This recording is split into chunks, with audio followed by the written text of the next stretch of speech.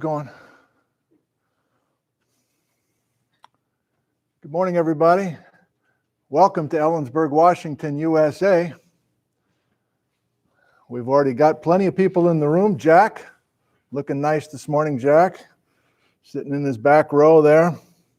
So I welcome you all today. Let me give you the local time. The local time is 9:49 a.m. and we will begin our program on seafloor spreading at the top of the hour at 10 o'clock. And I want to experiment with one thing before I forget, and then I'll say some hi to some folks. Okay, I'm gonna experiment.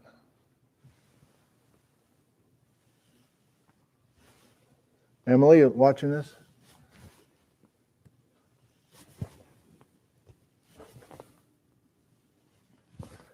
Can anybody guess what I'm trying to experiment? It could be anything. Nobody will guess it. Okay.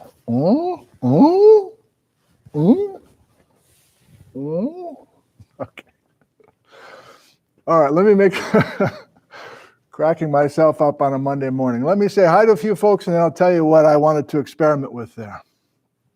Are we doing okay?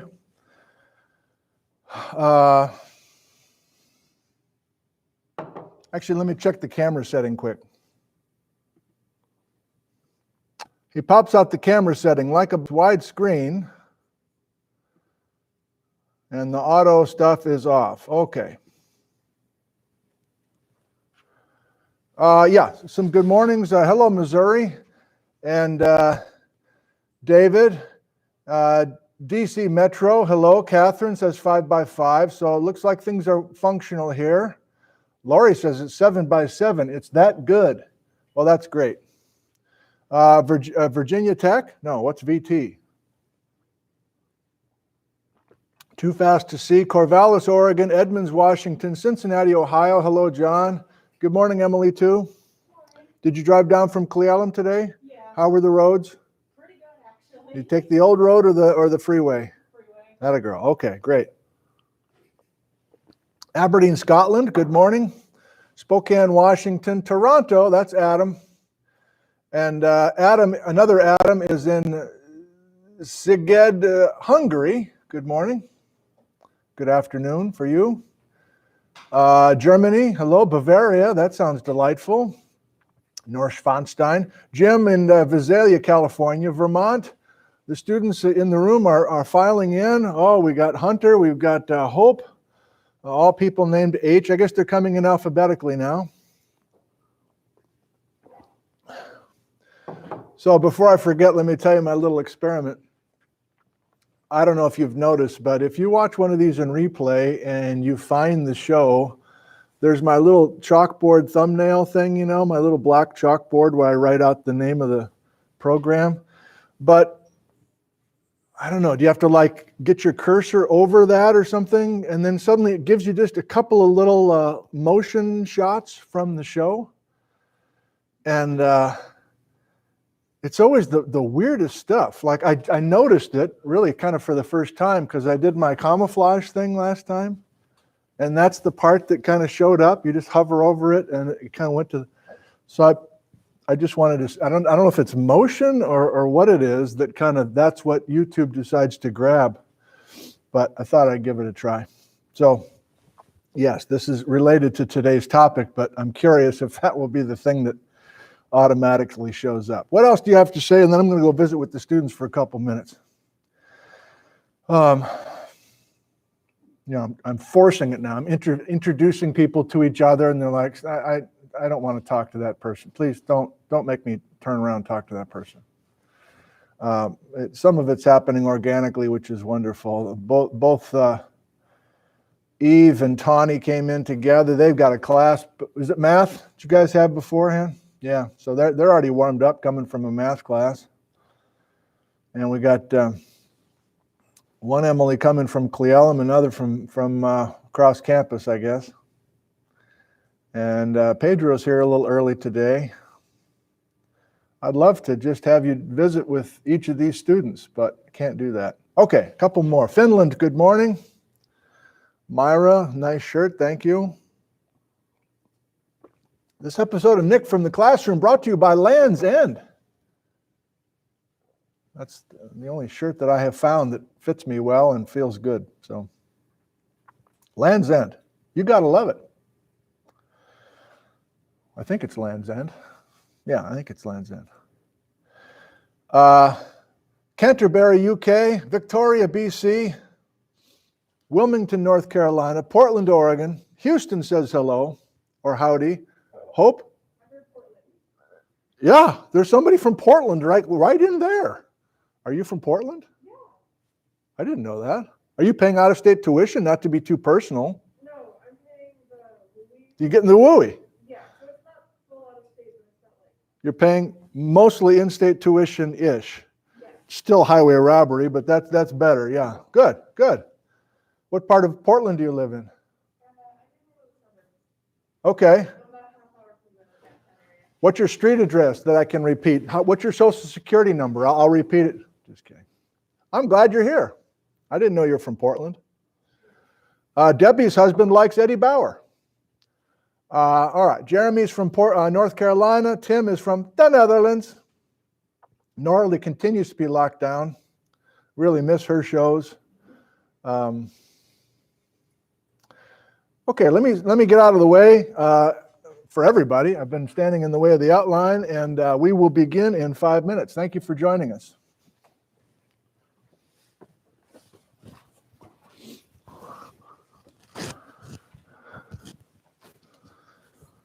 All right, Cade, I'm coming to you today. I'm coming your way. This is going to be casual banter with an older gentleman. You got to get your head right now. Kade. You know, I just saw What's that? something on YouTube. You did? Sort of little thing on you. You did? Some news thing. Someone? Yes, or something. Oh, yeah. Meet Nick Zentner. Oh, yeah. That's him, all right. It's just one of those things that randomly showed up as like a recommendation for you to watch? After watching the other lecture. Oh, you watched Fridays because you weren't here on Friday. I got my eye on you. Okay, well, that's good. You watched. Pedro barely made it. You kind of rolled in a little late, didn't you? Friday. The site did not want to get out of bed. Yeah, but you did. But yeah. And then I was like eating my breakfast so fast, and I was like watching the thing, and then you mentioned like, oh, you support, and I was just like, I got it. That's good. Yeah. So you had the live stream going at home. On my phone, Yeah, on your phone. And then I said, "What?" I didn't catch what you said. Was I calling you out? No, I'm like, you were like, oh, this is really important for the next few days. oh yeah. And then I was like, oh. Well, I remember that. Next time you're not here, I'm gonna say, I'm gonna look right into the camera. Pedro, get your ass into this classroom, please. I know you don't want to come, but and I'm not going to ask you if you're glad you came, but there is a right answer to that question. And you're drinking a macchiato. It's just cold brew. Cold brew. Yeah, it's really Okay. what I drink really. Yeah, just a straight up cold brew guy. Mm-hmm. Okay, good. All right, Cade, that was painless. You got off the hook because you said you watched a video about how wonderful I am. So all is right with the world. Okay, do you have a music recommendation for me today? I have not tried Skillet yet. I'm a little afraid to try Skillet. Okay, so what's your favorite artist, band right now? I know it changes. Everybody has menus that keep changing. That's it. Already answered. Des Rocks, maybe? Des Rocks. Like French, like DES? Yeah, DES. And then Rocks. ROCS. ROCS. Des Rocks.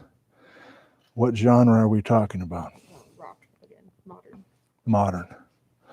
Like indie kind of alt kind of stuff, or like? Yeah. What do you know about them? Are they a group from a certain area of the country or From New York. New York? All right. Okay, I'm going to give them a try. Is there a song that I should try to start with? No, I'm pushing it. Okay, all right. Never heard of it. Thank you. Good tip. Jordan, good morning. How are you? What? Hope's got a Des Rock song. She's from Portland. She's hip. My playlists are kind of weird. There's kind of a mix of just about everything under the sun, and I was looking at Des Rock, so I was like, oh, that sounds like a cool band.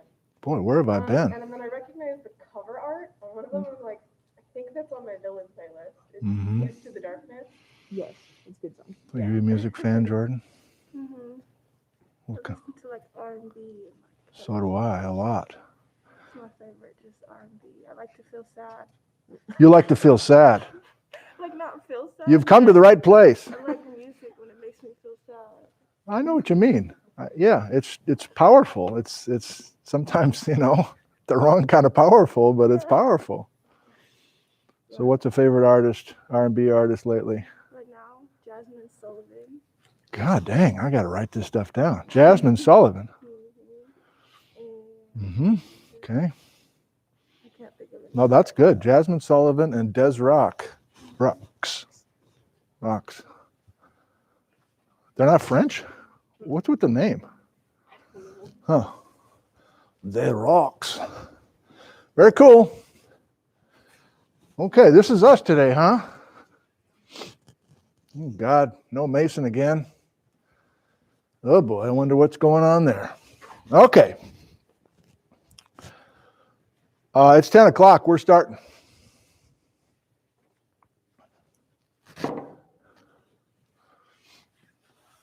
Okay. Thank you, everybody.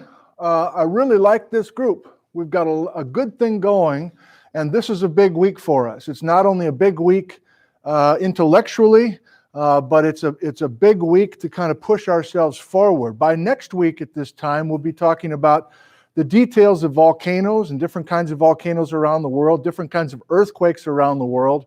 But we need some of this basic plate tectonic information to make that sing, to make that work. So these are dense lectures. I enjoyed the last couple of lectures, but this is number 3 of a set of 4 lectures, and I'm going to quiz you sooner than later because I don't want things to slip away. So you saw in your outline that a quiz is coming on Thursday, and I'm going to do the same thing here and just remind you that this coming Thursday, I'm going to jump in with another quiz just to make sure we don't let things slip away, because this is a sensitive, kind of critical part of our class. As I've mentioned before, I've taught this many, many times, and this is kind of the point where we start to lose people and we never really get them back.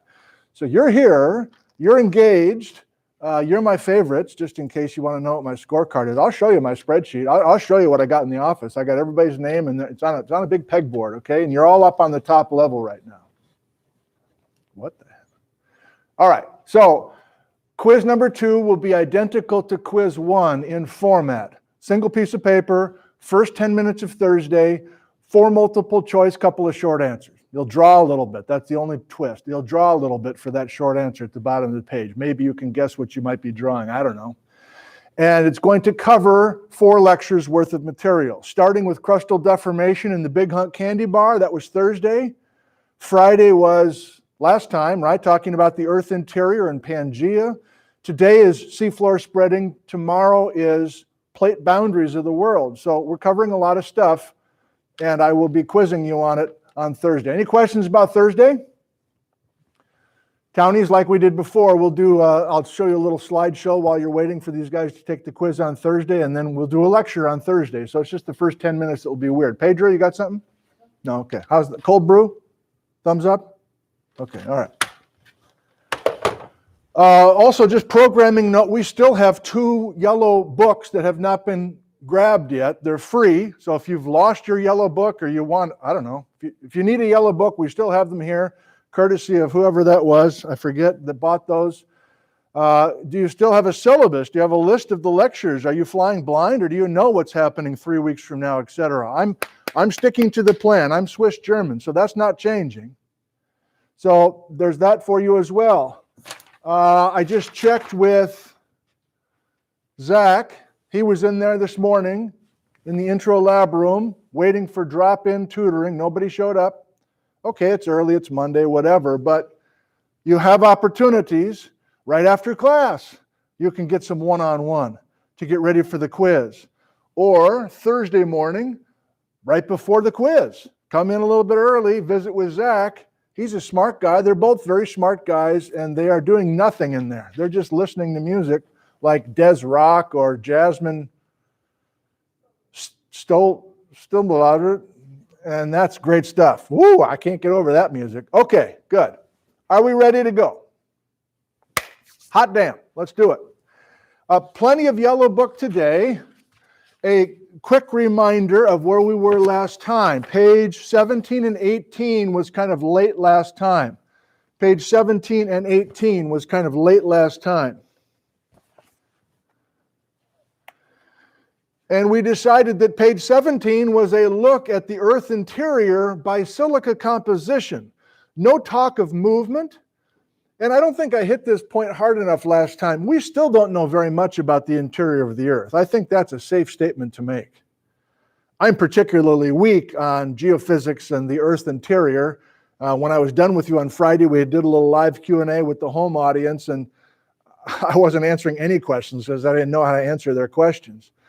But even that means that we really don't know much about the detail. But what we do know is substantial as far as these boundaries are concerned, especially the moho, which is the sharp boundary between the crust and the mantle. More silica in the crust than the mantle. We know that because of seismic wave velocities. Quick call right off the bat. The seismic waves travel faster through the mantle or the crust? Come on now. Mantle. 8 kilometers per second through the mantle, 6 kilometers per second through the crust. There is no gradual ramp up. It is a sharp contrast between the two. But that didn't help us with plate tectonics. Notice that our outline today, the first thing we're doing is trying to decide what the difference is between a continent and a plate. That's a big question. And one of the ways we answered the question was realizing on the next page, page 18, it's the same planet, and yes, we could superimpose the depth to the crust and the moho and the mantle and everything else. This is the same planet, but on page 18, we're ignoring the crust-mantle core, and instead we're focusing on rigid, cold blocks of lithosphere called tectonic plates, separated by these red lines, which we're going to realize tomorrow are plate boundaries. And then a big point before we quit is that the asthenosphere is solid also, but it is movable, it is flowable, it is plastic, it is ductile. And so if we have this magic asthenosphere layer that allows movement, then we can break these blocks of lithosphere free, make tectonic plates, and the tectonic plates can have minds of their own. They can move in different directions. That's exactly what we've got.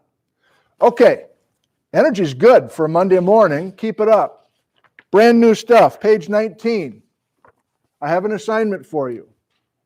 Are you going to turn it in? No. But it's an assignment for you. Page 20. Is that what this is? No, 19. I just said 19. Page 19. This is a plate map of the world. And we need to learn it. We need to learn about the major tectonic plates of our planet. Because we care deeply now, from this point forward, about the size, the direction of these tectonic plates, and we care much less about continents. So continents and plates are completely different from each other, totally different concept, and we're trying to make that work. What's your assignment?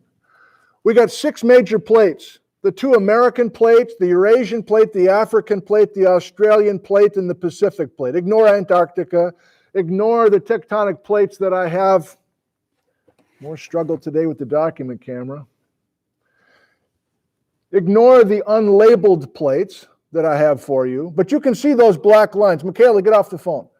Those black lines are plate boundaries.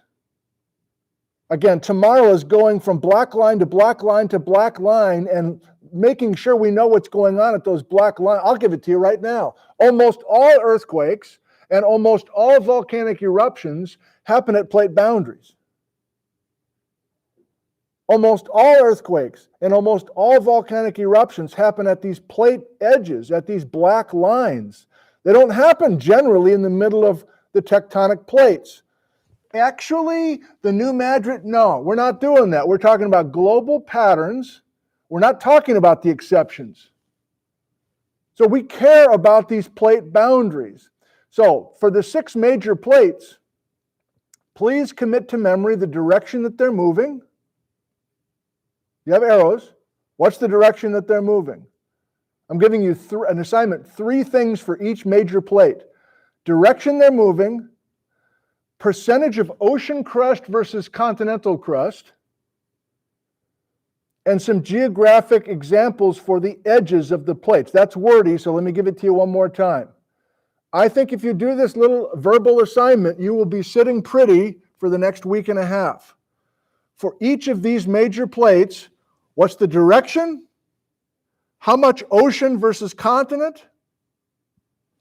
And can we find ourselves when we're at the edge of one of these plates? Let me give you an example. The North American plate moves west. That's our plate. The North American plate moves west. In a couple of weeks, we'll realize that's kind of a lie. It's not exactly straight west, but for right now, that's fine, okay? We have a north-south moving west. Just eyeballing the North American plate, hopefully your geography is strong enough where you can see where the continent of North America is versus the ocean of the Atlantic Ocean. I'd say North America's plate is about 60% continent and 40% ocean. I'm just eyeballing. That's all I want you to do too. You're just eyeballing continent versus ocean for each of the 6 major plates.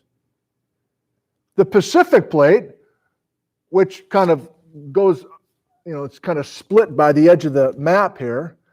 The Pacific plate is our largest tectonic plate, and it's 99% ocean plate, but there's a little bit of continental crust on it. There's a little bit of continental crust on the Pacific plate. Los Angeles, California, for instance, is on the Pacific plate, but it's continental crust. And an example for the third thing, the geographic boundaries or whatever I just said, San Francisco, California. You could pick a city, you could pick a mountain range. So San Francisco, California is on the western edge of the North American plate. So keep your eyes and ears peeled for little examples like that today and next time that you can add to it. Are we clear on what I'm expecting you to do for that? It will pay off big time on Thursday and also in the midterm coming down the road. So I want to do some drawing. It's just too static right now. I want to do some drawing with you on the other chalkboard, and I want to draw a big sketch for you to very clearly illustrate not only the difference between a plate and a continent, but it will also get us into today's topic called seafloor spreading. Are we good? Feeling okay? Again, thank you. The energy, it may seem weird to you that I keep saying the energy's good or the energy's terrible. I've been doing this a long time. I can feel when we're connecting and when we're not. I don't know how to describe it scientifically, but I can just feel it, and I can feel it right now. So thank you for that. Okay. You got Marie's name, you got the layout today. I'm not going to pause anymore. Okay, so give yourself plenty of room. Big sketch, do a lot with it. It will correspond. I'm going to go quickly now. I want to just kind of keep building on the pace that you have with me. All right.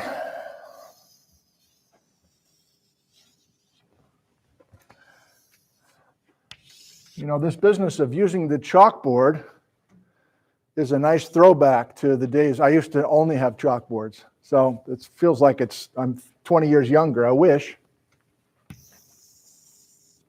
Let's put a boat in here. Huge person. Okay?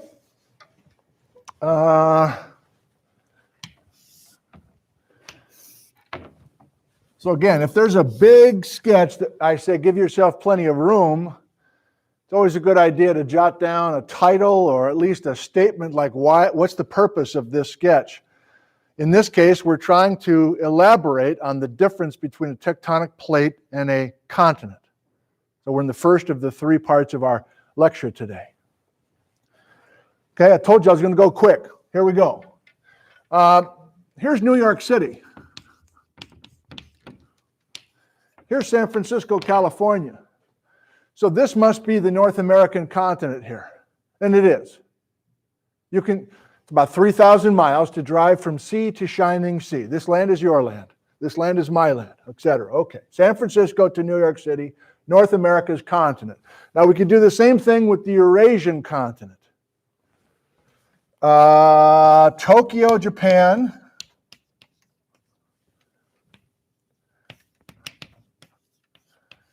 A city called Lisbon. What country is that in? Thank you. Portugal. Hope, is that you? Good. So this is the North American continent between these two cities. This is the Eurasian continent between Lisbon and Tokyo. And this is, of course, the Atlantic Ocean, a body of water between New York City and Lisbon, Portugal. I don't need to label it, do I? The Atlantic Ocean. But notice I also have a cross-section here, so I have a look underground, and we're applying page 17 and 18. Some of you are ahead of me. Great. This is a depth of 0 kilometers depth to the surface. This is a depth of 100 kilometers. Again, some of you are ahead of me. I'm off the document camera. So what did we learn on page whatever it was, page 18? A lithosphere is 100 kilometers thick, correct, around the world? Is it page 18? Yeah. So this is showing the depth to the base of the lithosphere, and this white line, and this white line are those pink things that I drew last time. You can see it now, can't you? So I emphasized last time that if we can somehow break the lithosphere into blocks, we can have a tectonic plate. That's what I'm doing. So graphically, I'm showing you the difference between the North American continent and the North American plate. Here's the North American plate. It goes from this white line to that white line. That's one continuous block of lithosphere. What's the depth? 100 kilometers depth. What's below it? Asthenosphere. And this is the Eurasian plate. That's not the same thing as the Eurasian continent.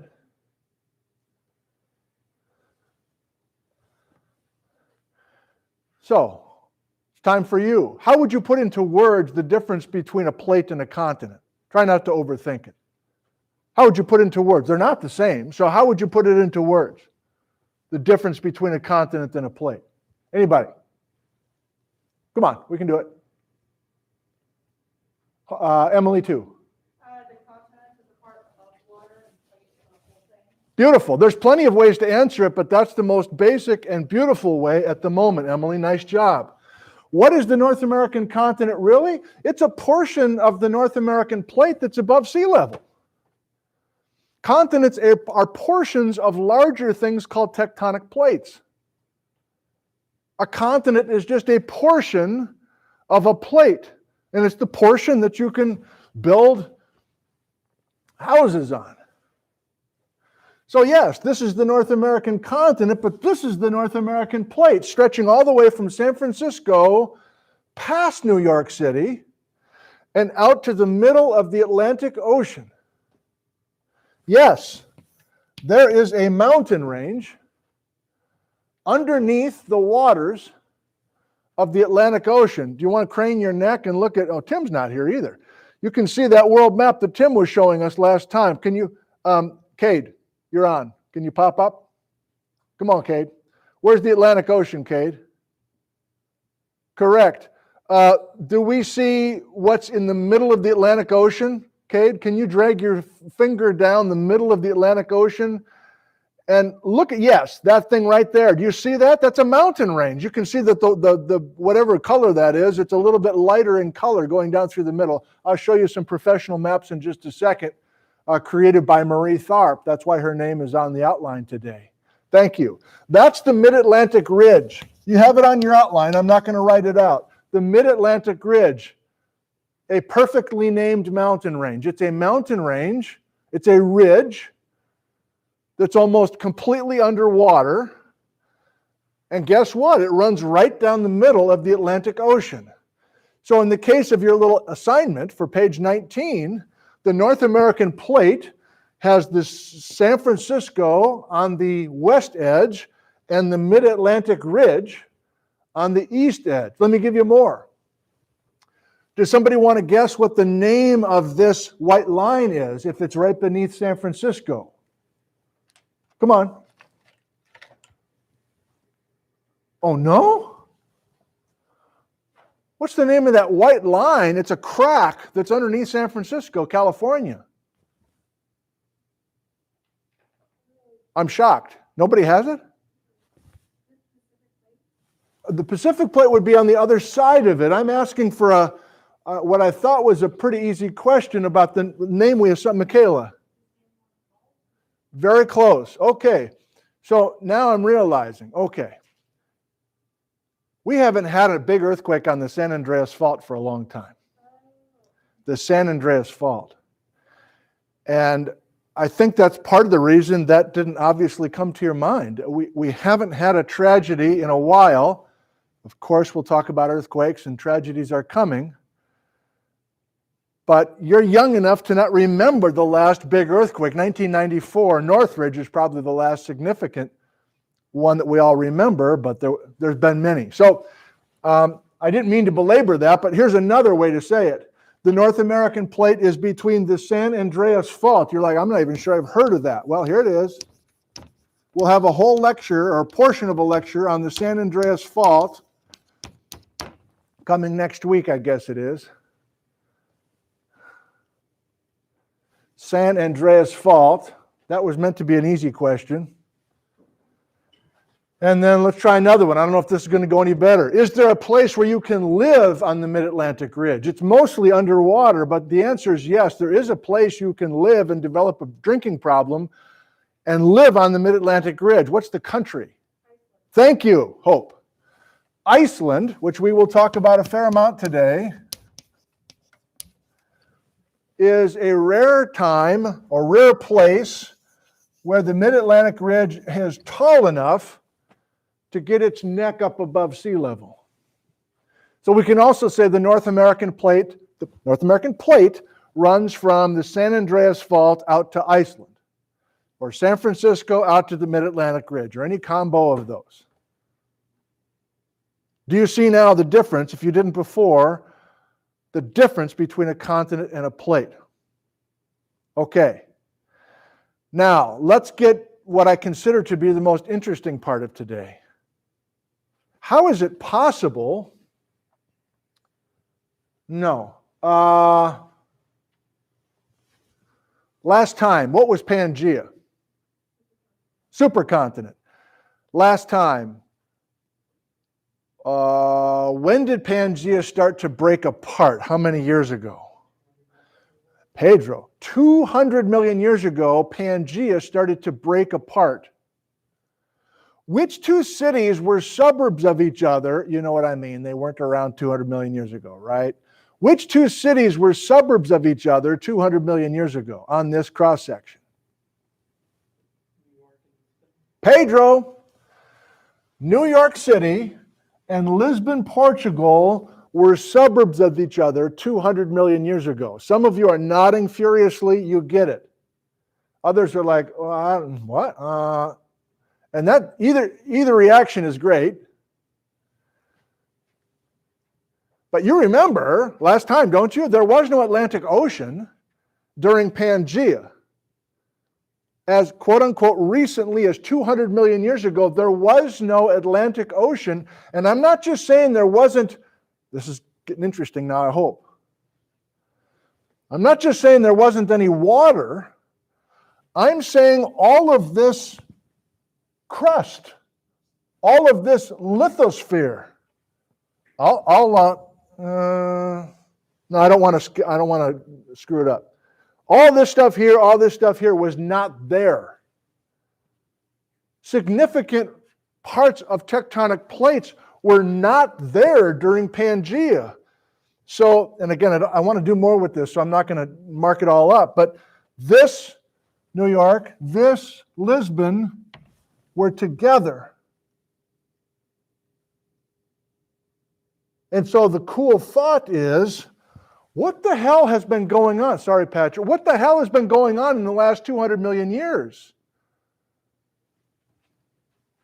You bring some water in, okay, whatever, I guess, but you're actually creating all this crust as well? You're actually making lithosphere? Yes. Well, tell me more about that, you say. Well, it's a little process we called seafloor spreading, and it's the title of today's meeting. Do you want to ask anything right now before we get into the details of it?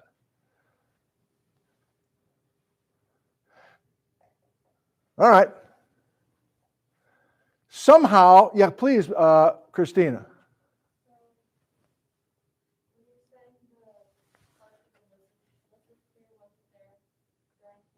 Right. Yes. Yes. I'm not only saying that part of the ocean floor was not there, I'm saying that, I'll rephrase for Christina and probably everybody, thank you for that. The North American plate was smaller 200 million years ago. The Eurasian plate was smaller. Why not? That was the eastern edge. New York City was the eastern edge of the North American plate 200 million years ago. Lisbon was the western edge of the Eurasian plate 200 million years ago. And somehow, through some sort of process, and we need evidence for the process, by the way. It can't just be an idea. We need good evidence as well. Somehow we're going to create all of this plate material, and it's not going to be overnight, to add to the size of these plates. Thank you, Christina. Okay,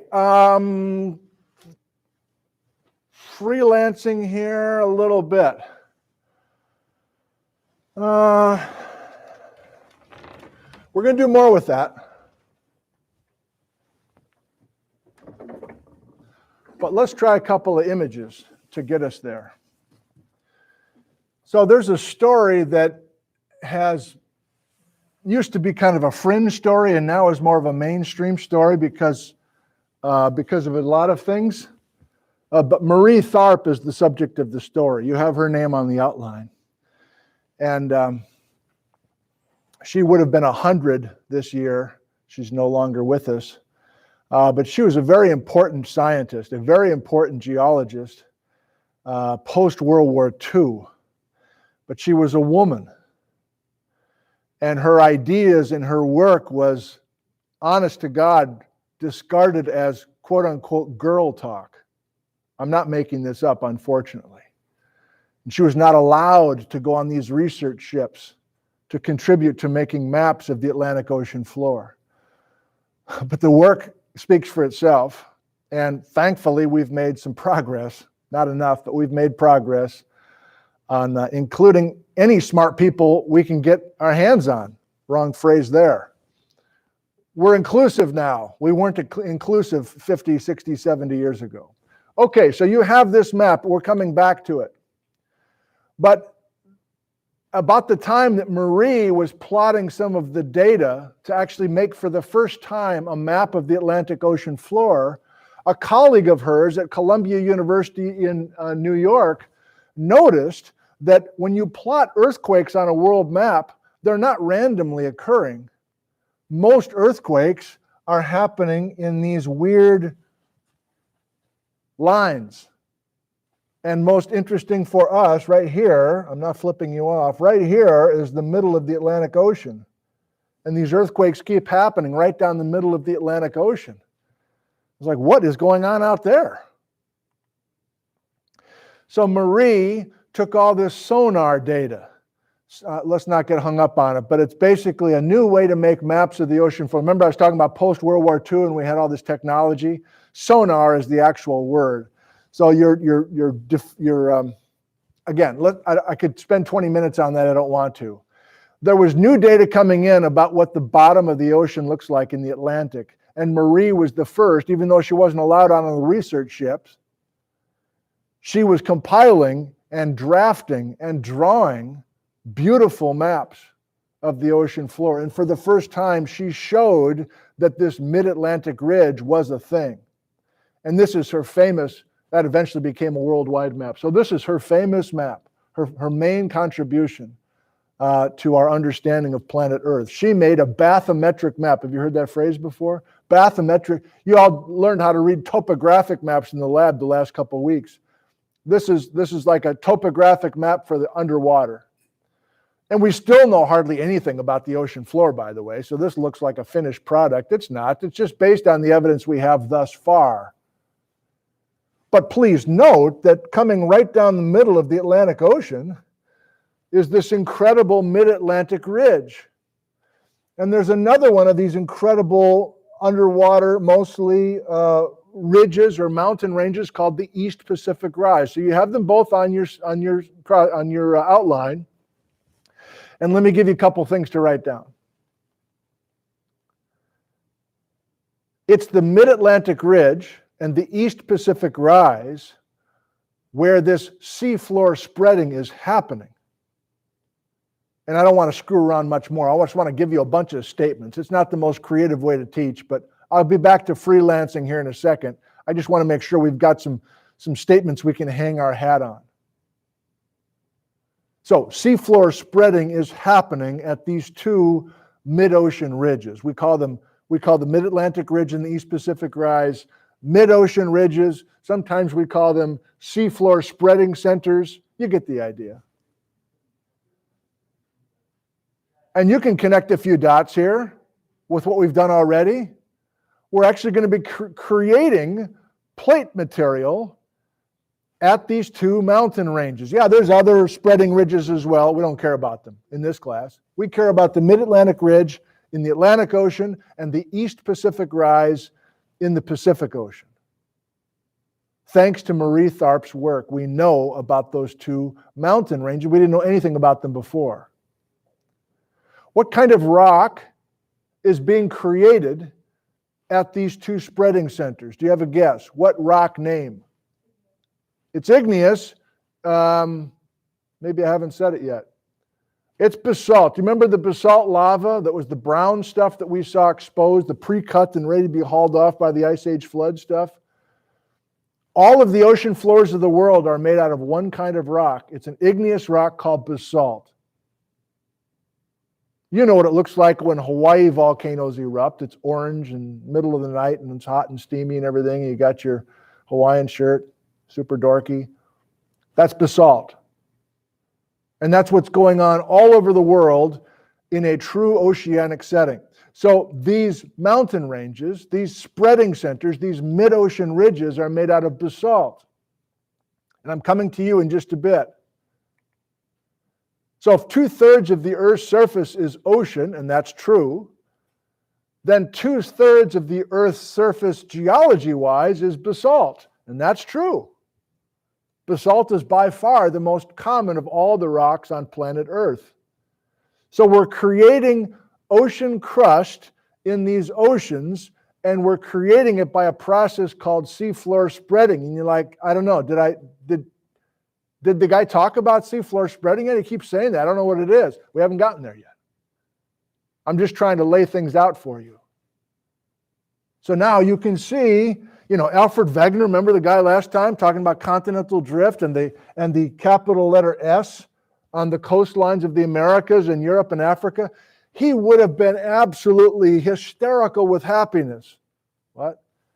If he had the information about there's an actual S-shaped mountain range underwater that matches his S-shaped coastlines. And so by making these discoveries on the ocean floor, Marie Tharp and a few other dudes, somebody said, well, wait a minute, let's go back and read that work by that German dude, Alfred Wegener.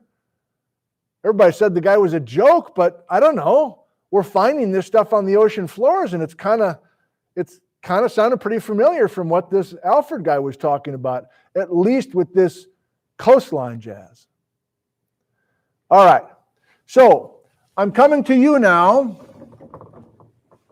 I've got a couple maps I gave you a sneak peek of, but I want to come back here and I want to involve you now. Hunter.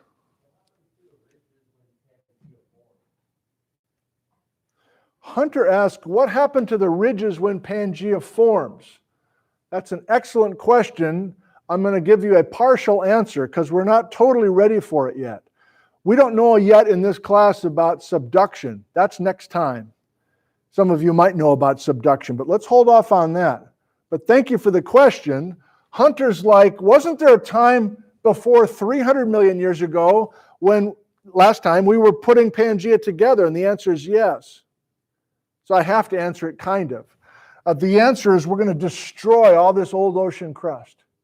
So ocean crust is made by seafloor spreading in a process you'll see in just a second. Tomorrow we'll see how we can destroy or get rid of ocean crust, the basalt. So hang on till tomorrow to totally see how that works.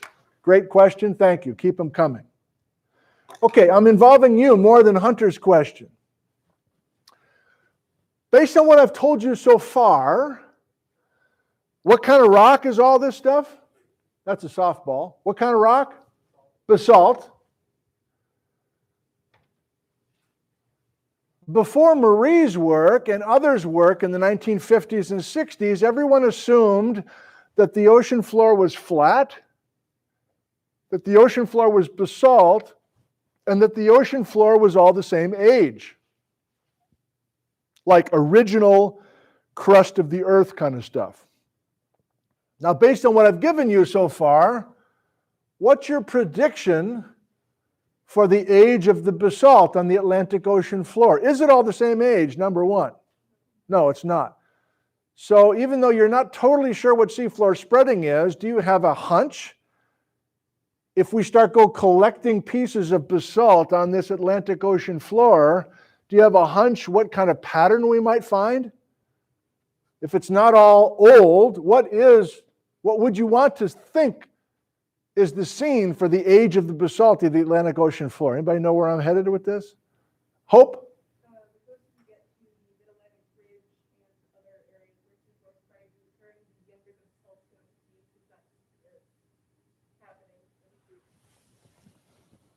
We're heading to this. We're heading to thumbs. So the idea of seafloor spreading is a visual that was created in people's minds after they found the data.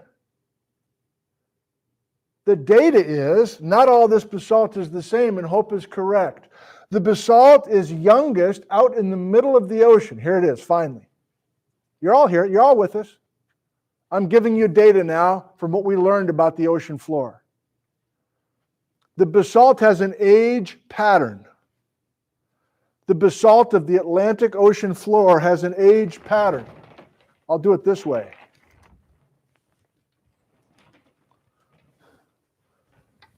North America, this is a map now. Africa. You're looking down from heaven. It's a map. Here is the Mid-Atlantic Ridge. And I'm dashing it because we're looking down through the water of the Atlantic Ocean. And I'm going to put one island that's truly an island. It's above sea level. That's Iceland. Iceland is a portion of the Mid-Atlantic Ridge that you can live upon. There's a few others as well. What is the age pattern? That's a 0. The basalt at the crest of the Mid-Atlantic Ridge is 0 million years old, meaning it's being formed this morning. We can go to the crest of the Mid-Atlantic Ridge from Iceland all the way down to Antarctica, and we could observe Hawaiian-like basaltic lavas coming out of the ground and chilling and forming basalt today, this morning.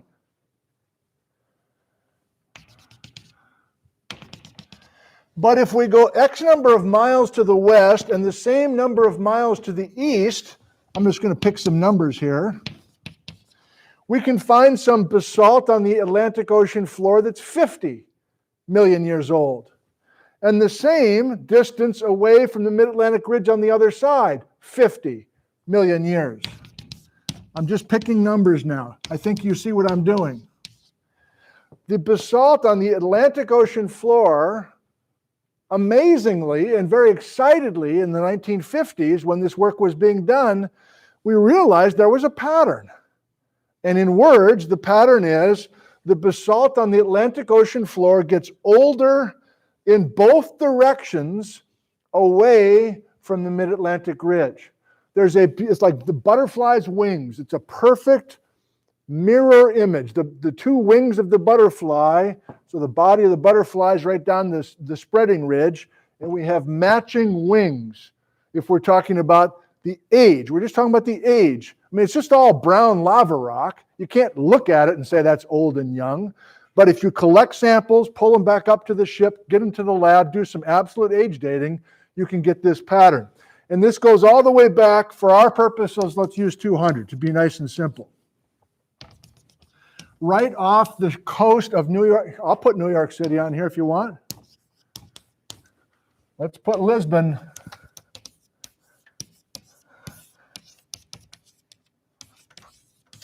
So we'll put Eurasia and Africa. We'll put Lisbon, Portugal right here. We'll put New York City here.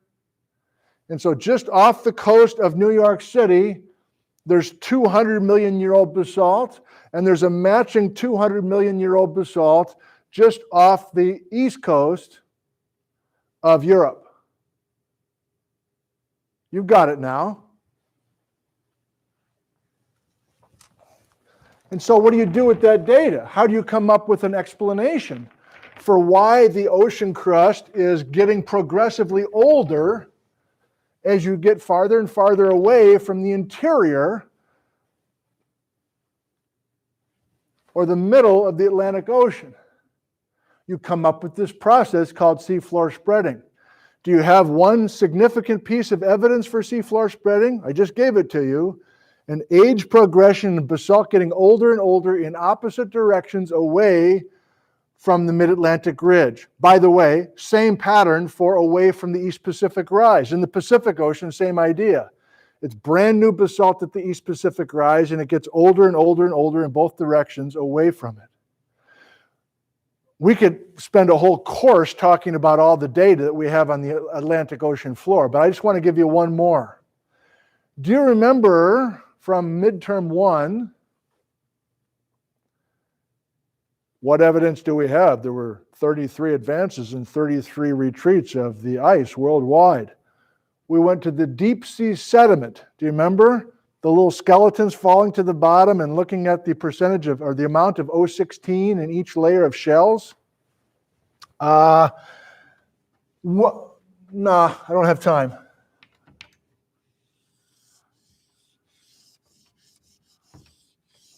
I don't know if this is even going to work. If you think about it, this should make sense. What I'm trying to show is deep sea sediment made out of a constant snowing of dead shells onto the ocean floor.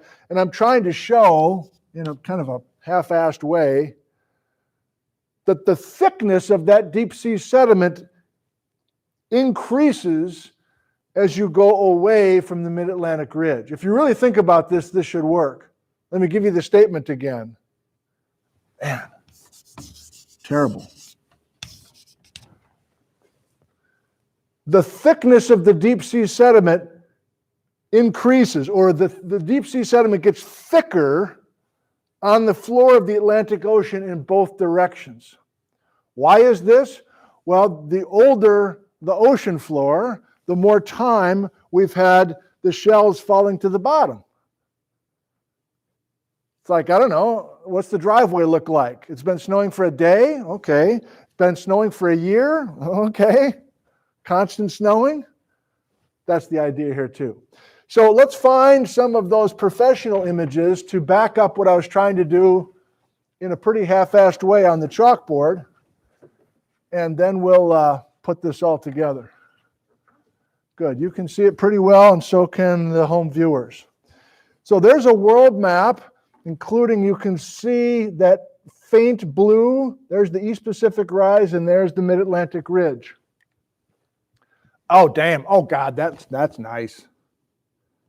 That's about as sexy as I get with transitions. Let's do that again. Ready? 1, 2, 3. Oh, damn. Okay. So this is a pretty famous map. And the colors correspond to age of the basalt. So the red is young basalt.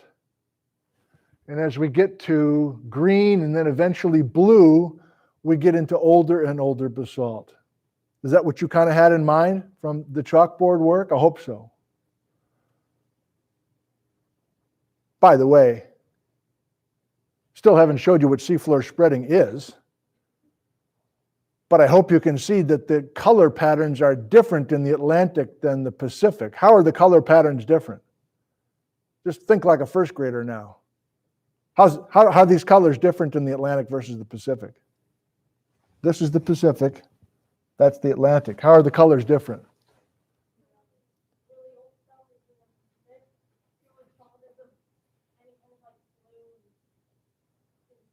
Yeah, that's true.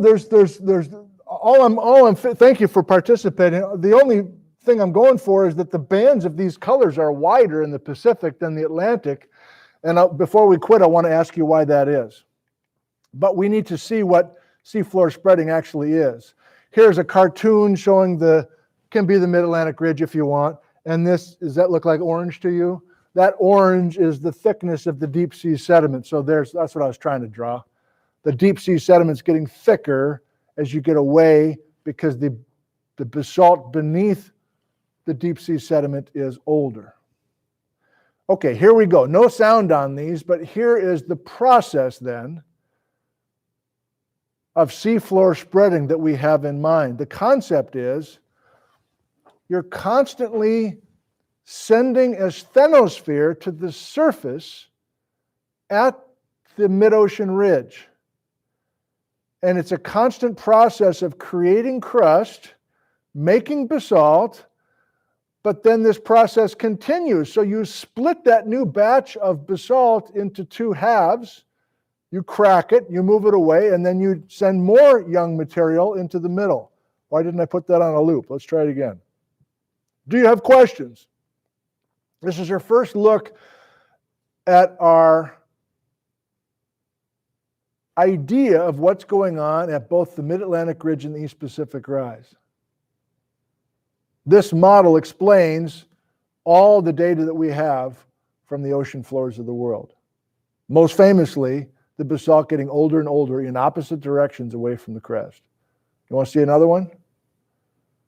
There's narrations and sexy jazz and everything, but I'm robbing you of that experience. Is this one going?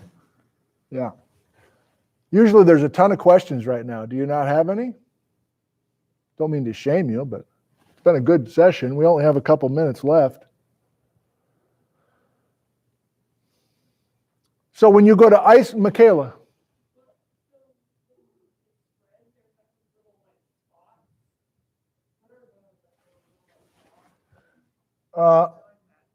Yes, they're just trying to show lava coming up and extruding out of vents or cracks. Let me take your question and go a different direction with it. What kind of faults must we have in Iceland? That's a significant question. What kind of faults do we find in Iceland? There's only one answer. So the first question is, do we remember what kind of faults we have? Uh-oh, now we're doing what I promised we were going to do. I was going to take stuff from previous lectures and use it. That's what we're doing right now. This is 2 days ago. You got the question written down? What kind of faults in Iceland? Okay, so let me help you remember. What are the two kinds of faults? Normal and reverse. Is this a normal or reverse fault? It's a reverse, Hope. Why?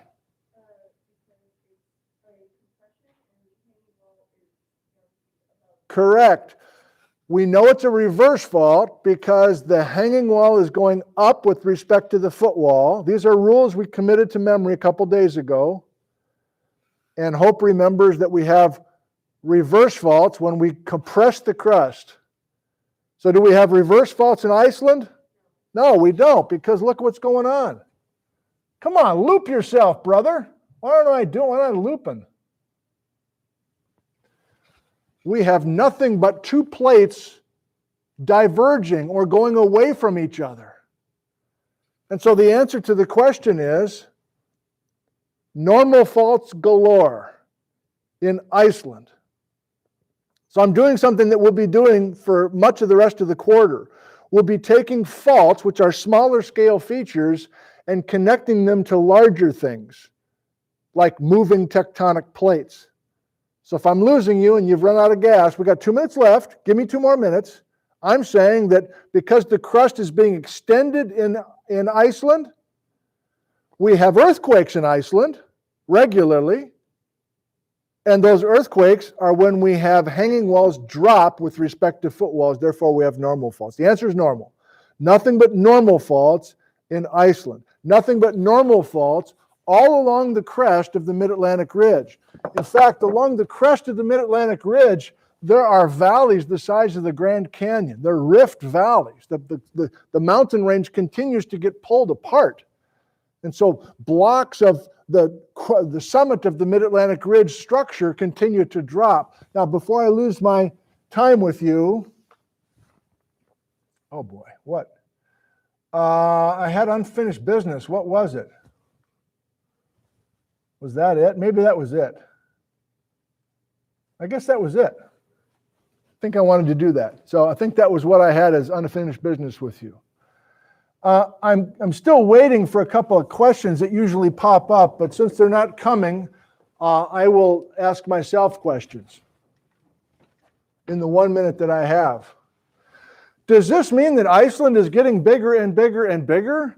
That this island will get taller and taller and taller? Because I think what you're saying, Ned Zentner, is that as we continue to pull these two plates apart, we're allowing a asthenosphere to flow to the surface, and that is true. Seafloor spreading is this process of taking this tectonic plate and this tectonic plate and pulling them apart from each other and allowing this asthenosphere, because it's flowable, surge to the surface. However, the way we view seafloor spreading, the answer is no. Iceland is not getting taller and taller and taller. This isn't 200 million years of building Iceland. Because why? Because with those animations, I hope you saw that we continue to pull the crust apart horizontally. And so if you look at Iceland, it never really totally gets bigger and bigger and bigger. I mean, yes, it's tall enough to get above sea level, but we don't view Iceland as getting taller and taller and taller because we keep cracking Iceland and pulling it apart and sending new material in its place. And by the time you move the ocean plate off of this active plate boundary, you lose heat. And if you lose heat, you shrink or you condense the crust. So the view is, and this is a more advanced thought, all of these places on the Atlantic Ocean floor originally were at a higher elevation at the Mid-Atlantic Ridge, but they have been cooled, sunk onto the ocean floor, and by looking at the amount of time we're talking about with forming the Atlantic Ocean floor, we know about the timing of breaking apart Pangaea. It works beautifully together. Oh, I'm already 2 minutes late, sorry. The thing I did want to circle back on, I don't want to take the time, why were those color bands wider in the Pacific than the Atlantic? Does anybody have the answer? Why are we can do this. Why are the color bands showing age wider in the Pacific than the Atlantic? Both have brand new material at the summit. So that's not quite the answer. Aiden. Correct. The seafloor spreading in the Pacific is moving faster than the seafloor spreading in the Atlantic. these color bands are wider in the Pacific than they are in the Atlantic because the rate of spreading, it's spreading fast. The East Pacific rise is spreading faster than the Mid-Atlantic ridge. And you're like, why? And we're like, don't know. And then a more interesting question is, why is the Atlantic Ocean getting wider if it's spreading slower than the East Pacific rise? And for that answer, you're going to have to come tomorrow.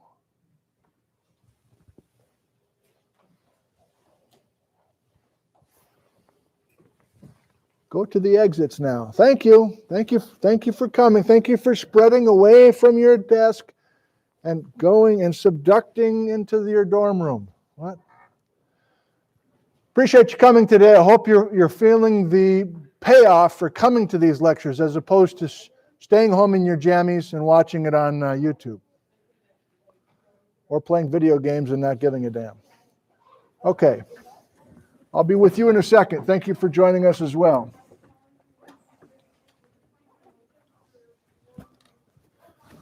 Anybody need a yellow book? I bought mine at the bookstore like the first couple of days. So. You got a refund, I hope. No, because I had already written in it, like from the online classes. So Oh, it wasn't really? Yeah. I didn't want to try to return it when I had already written in it, you know. But I mean, I don't mind. It was only $8. I just like that you don't charge, you know. $150. Yeah, Casey, thank you. Look at your account. It's not a return thing. It's just them crediting the people that bought it. Oh, So, okay. so I think you were credited the $9 or whatever it was. But Okay. but you let me know if you look that up and it's not there. All right. I'll Yeah. check. Okay. Good. Thank you, Chris. Thank you. You bet. Young lady. Thank you for participating today. What's your name? Karen. Karen. Mm-hmm. This first time we heard you in class? Like Second. Well, keep it going. Keep it going. That was a good ad there today. Thank you, Karen.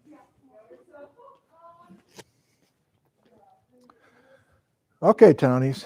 I'm coming.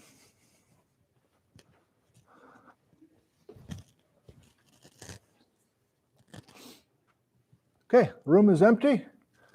It's just you and me. Let's do a little live Q&A. I might have some answers for a change. Uppercase, if you don't mind. We're still working. Barcelona, back from the hospital. How far north does the East Pacific rise extend? Well, North America is the answer. And that is a major part of our discussion in a couple of weeks. So the East Pacific rise heads right for Baja California and looks like it goes right beneath Nevada. And so that's the answer. I don't want to get too far ahead of our class here, but that's my answer there. Okay, you know how I operate. When I see a bunch of uppercase, I just start scrolling between live and back, and I try to answer as many as I can in a relatively brisk manner. Papagino, if ocean ridges are spreading on both sides of South America, where is it subducting? Well, maybe a lot of these will be, you'll have to wait, but I feel like I don't want to do that to all the questions. Yes, they're spreading here and they're spreading here.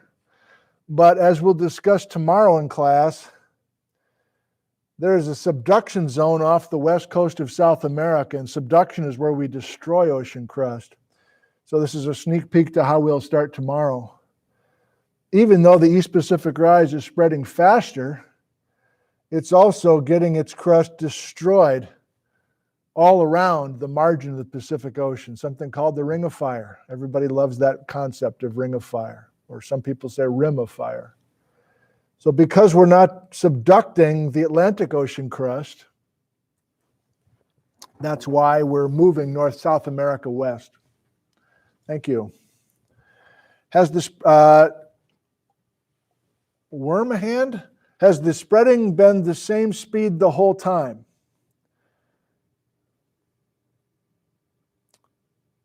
To answer that, which is work that's been done, you look at a bunch of things, but you also look at the width of these color bands. And if you have wider color bands, like look at green here. Green is wider than orange, for instance. And I think, well, I'm not even sure now. Not wrong. So I thought maybe the color bands were laid out perfectly by time, but they're not. So I guess the simplest way to answer it is generally yes, but I think there are ways to document when a spreading ridge accelerates or decelerates. But now that I say that, I'm not even sure that's true. Good question. So Iceland, Jackie, so Iceland will eventually have an ocean in the middle of it? I wouldn't think of that either. So you heard my message that again, there's such a fraction of the normal room. There's usually 100 students in here, so I'm used to the same every quarter.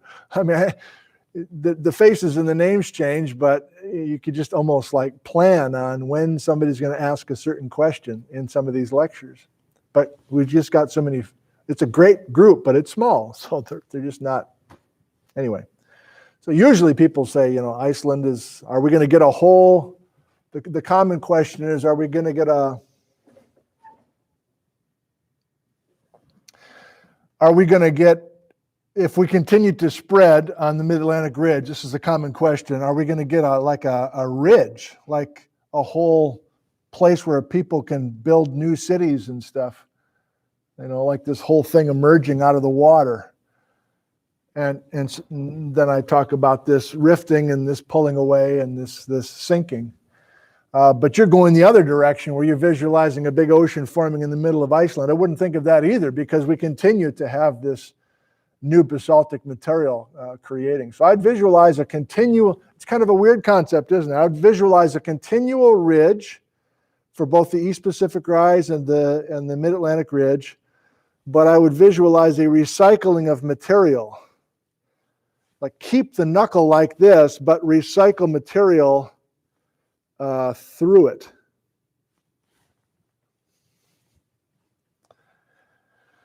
Larry, is lava always a stenosphere material rather than mantle? Kind of the same difference, Larry. So that's where we get hung up between terms. So the asthenosphere is mantle material. Again, the mantle is a chemical term, and we have low silica magmas coming out when that is asthenosphere material. So it's the same stuff. The asthenosphere coming up is mantle material coming up. Saber, did the spreading ridge start on land in Pangaea? Yes. So some of you know that Nevada in the western United States is rifting right now. It's called the Basin and Range Province, and we're stretching that continental crust, and we're forming normal faults from the stretching. And then if you go, the next stage of that is developing something like a rift valley, like a big rift valley like in Eastern Africa. So you take Nevada and then you stretch it more and it becomes Eastern Africa. And then if you keep stretching Eastern Africa, then you eventually get a spreading ridge and some basalt ocean floor, and then you do the whole thing. So what I'm saying is when New York and Lisbon used to be together, it was nothing but continent. You could walk from New York City to Lisbon, Portugal, and then you go through these stages of Nevada Basin and Range, then East African Rift, and then you finally have something like the Red Sea or something.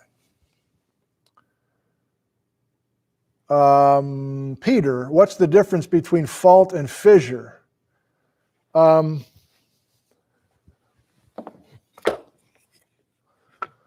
Faults produce earthquakes.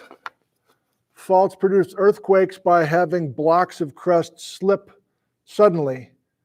And fissures quite often are cracks that are not producing earthquakes, and fissures are also quite often extensional, where they literally are opening the crust and allowing basaltic magma to come up.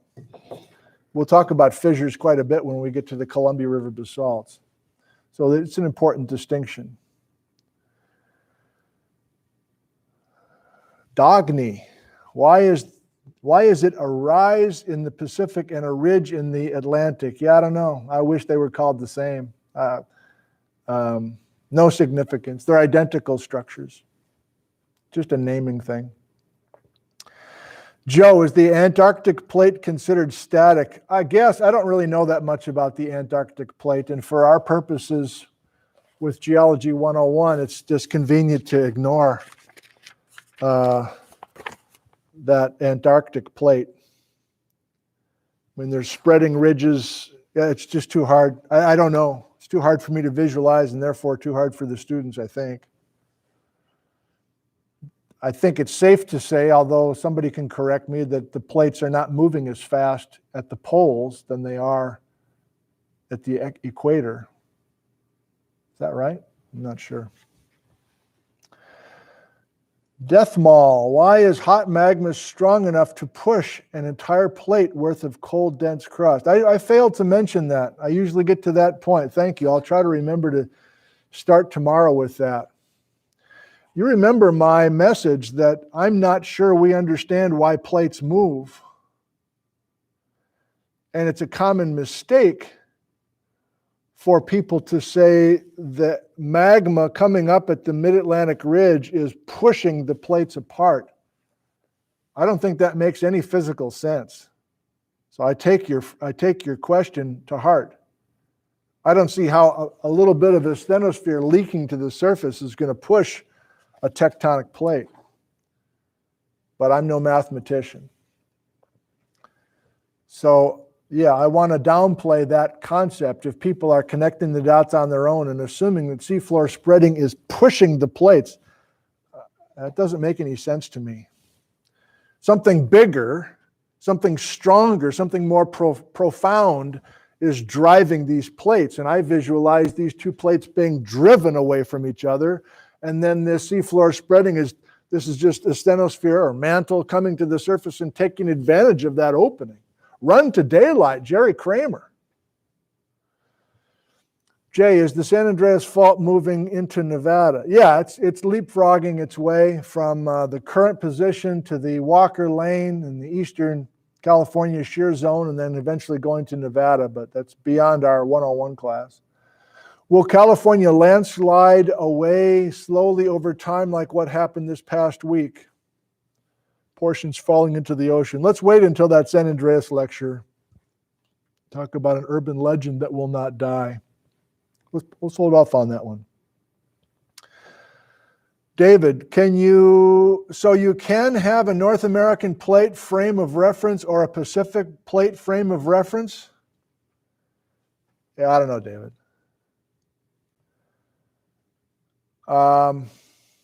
Elaine, Newton's third law, for every action spreading, there's an equal and opposite reaction, plate motion. Yeah. Charlie says, Ivana told me plates are mostly pulled down, not pushed out. Well, that's a leading idea these days.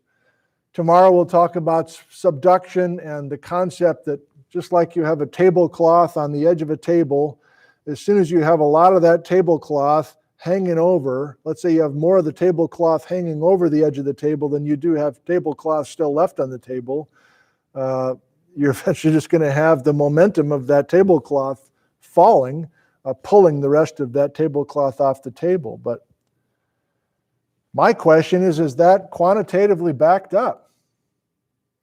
I'm not sure it is. And if we look at the history of science and we look at the history of geology, and we keep looking at all the data that we have,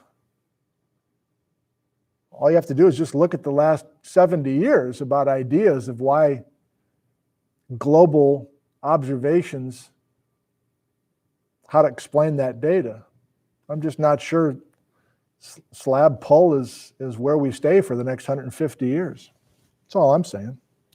Just saying the final frontier, one of the major final frontiers is the Earth interior. I think they're going to look back on us in 2021 and laugh their asses off.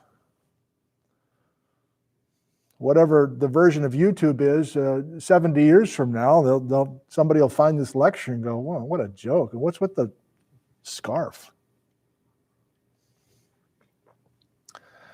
Kent asking about Lake Superior. See what I mean? There's certain things that just people are fascinated by, and I don't have much to say.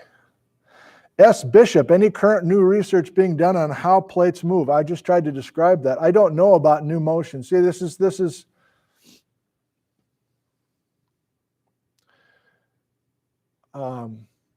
you know that I stay in the Pacific Northwest physically and also with the stuff that I teach. It's rare that I do stuff globally. Obviously, I'm doing global stuff with these students because we're trying to introduce plate tectonics, but it won't be much further in this class. It won't be much longer in this class before we stay in Washington for good. And I say that because I'm kind of proud of the fact that I've done a lot of different kinds of programs for Washington geology. Like I feel semi-fluent between geochemistry and geomorphology and seismology and volcanology and all sorts of things.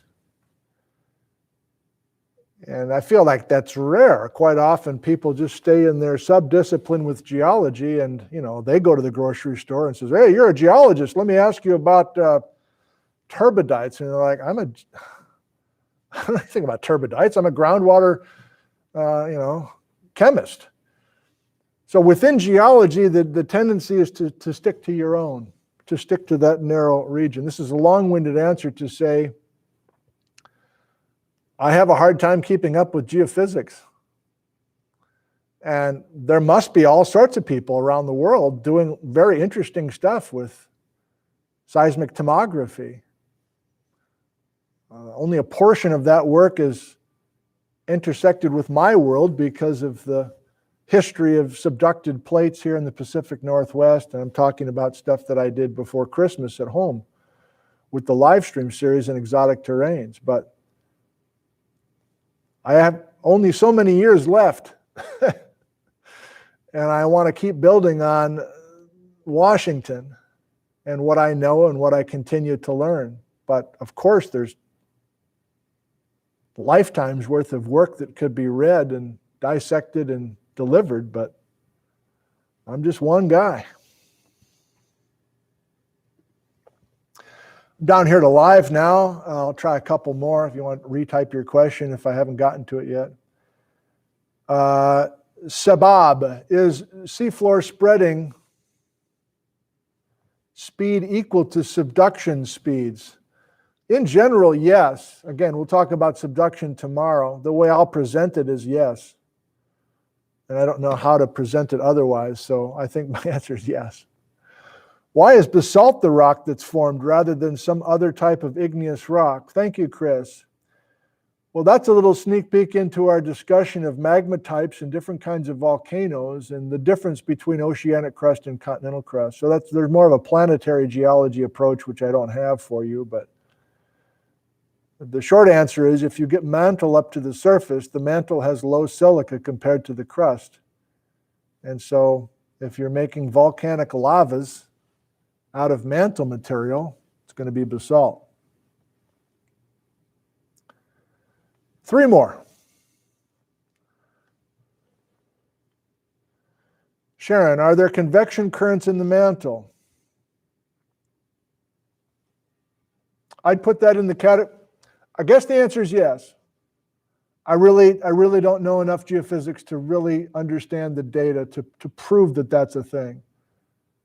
I think you're asking because a lot of people have been taught, or maybe they teach, or maybe they just assume it's common knowledge that what's the story? Radioactive decay in the mantle provides the heat to therefore have convecting cells within the mantle, and then blocks of the lithosphere are above these boiling, it's like boiling water, and you've got these convecting cells in the pot of boiling water, and then you throw in some tea leaves or something, and the tea leaves are, okay.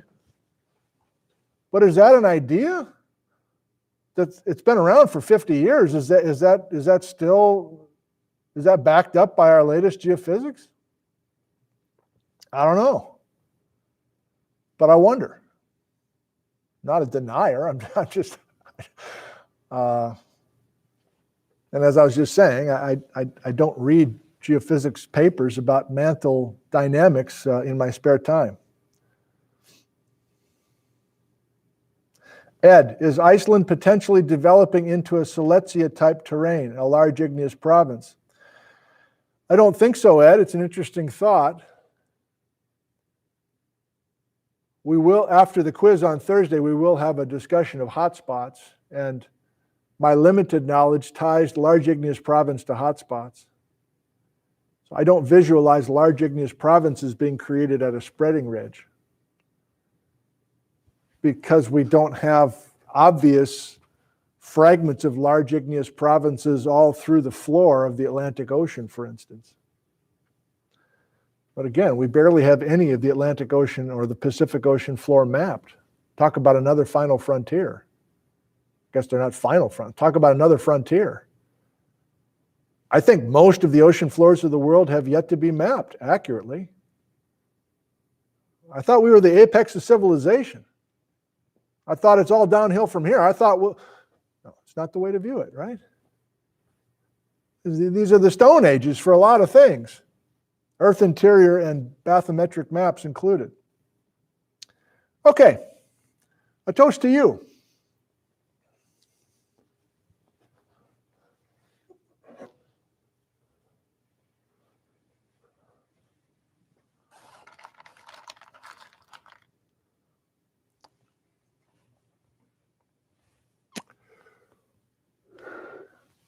Here's to your health.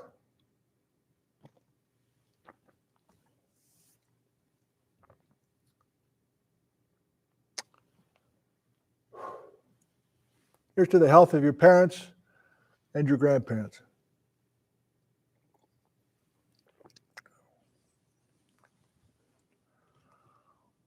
Nick, I need to remind you there are children watching, Nick. I take this very seriously. You are a professional representing the community. So I admonish you for your behavior, and I would like to see a little bit more maturity out of you.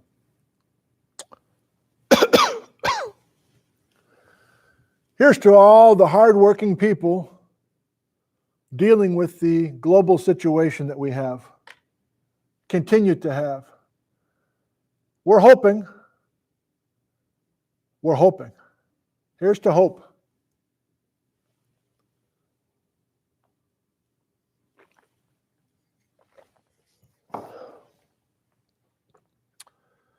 Plate boundaries of the world, that's coming tomorrow. Subduction and all sorts of other stuff. And I'm a little worried we have more no-shows than normal. And if that continues to be the case, I'm just going to put all my energy into the less than 20 people that we have in the room. That's all I can do.